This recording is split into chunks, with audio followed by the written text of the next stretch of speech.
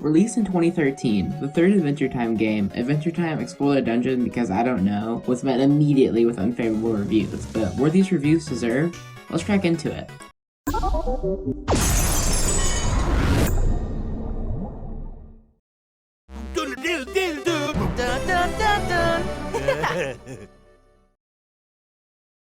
D3 and WayForward published and developed these games respectively, similar to the last Adventure Time game. For those who don't know, WayForward also developed a regular show game this year and all of the Shantae games. This game takes the series in a different direction, going from a 2D platformer to a dungeon crawler. Filled with 100 procedurally generated levels the player must go through, this game is really, really long. Over twice as long as the last game even. Anyway, to conquer this challenge, you can use one of 11 characters. While each characters do have different pros and cons, really only the 4 that can fly over pits are viable if you want to play the game. Also, character upgrades are character specific, so once you start upgrading your character, you're pretty much stuck with them. Speaking of upgrades, using the treasure you find in these dungeons, you can upgrade your stats. The problem is that every time you go back into the dungeon, Bubblegum takes your extra cash you have saved up as candy taxes, remember? This can make it extremely difficult to save up for some of the later upgrades. Also, there are tokens, which are single use, and due to this game's nature, you'll most likely run out before you can beat the level. These tokens range from okay to great, but saving them for the right time is difficult.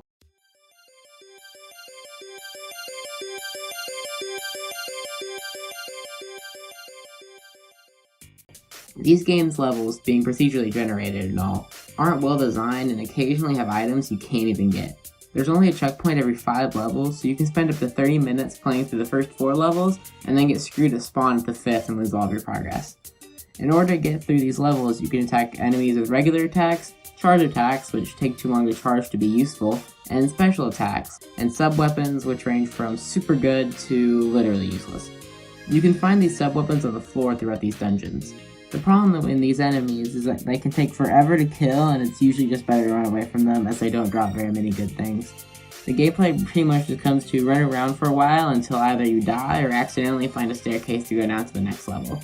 The game does have multiplayer, but due to the tight walls of the game and different characters being able to go over water and lava and stuff, that isn't much fun either. Every 10 levels there is a boss. These bosses are either kind of annoying, incredibly frustrating, and there's actually one that's kind of enjoyable.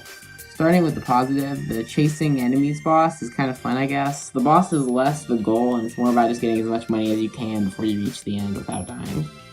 The battle is to go up to the clouds and listen. If they sound like a human, tickle them and walk back to base. Simple enough, right?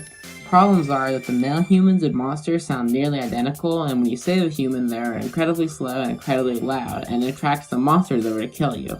But if you leave the human to go fight the monsters, they run away again. Coupled with no heals, this battle is infuriating. Also, this is more of a nitpick, but when you die due to a boss, the game asks if you want to go retry or go back to the hub. The problem is the cursor selects no automatically, so if you lose and just spam A, it doesn't ask for any confirmation, you just go back to the hub and have to redo 4 levels again to get back. Also, the game will sometimes just freeze or glitch up, and you'll have to restart again and do the 4 levels again. The game's writing is fine, I guess. It's not as good as the first game, but it's excusable. The game is fully voice act, which is good, but every time your character picks up something or get hurt, they'll say the same line. The story, which is largely absent until 80 floors in, is poorly explained and just simple. The story is canon to the actual series, so I won't spoil it, especially the ending, but just know it's not that exciting. The final boss is long and drawn out though, but due to spoilers I won't be showing it. You can easily look up the ending on YouTube or just watch the cutscenes. After which, you can play the Nightosphere, which is an infinite dungeon, but I doubt you want to play any more of this game. The only part of this game I would say is truly fantastic is the music. The music is once again conducted by the excellent WayForward conductor Jake Kaufman and has some great 8-bit tunes. So at least when you close your eyes, you can pretend this game is an enjoyable experience.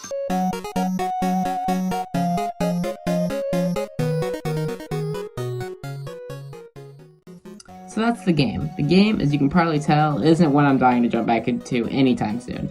The saddest part of it all is that some parts of this game are truly great. The graphics are great, and the idea, and especially the idea of a dungeon crawler, are good, but just so poorly executed.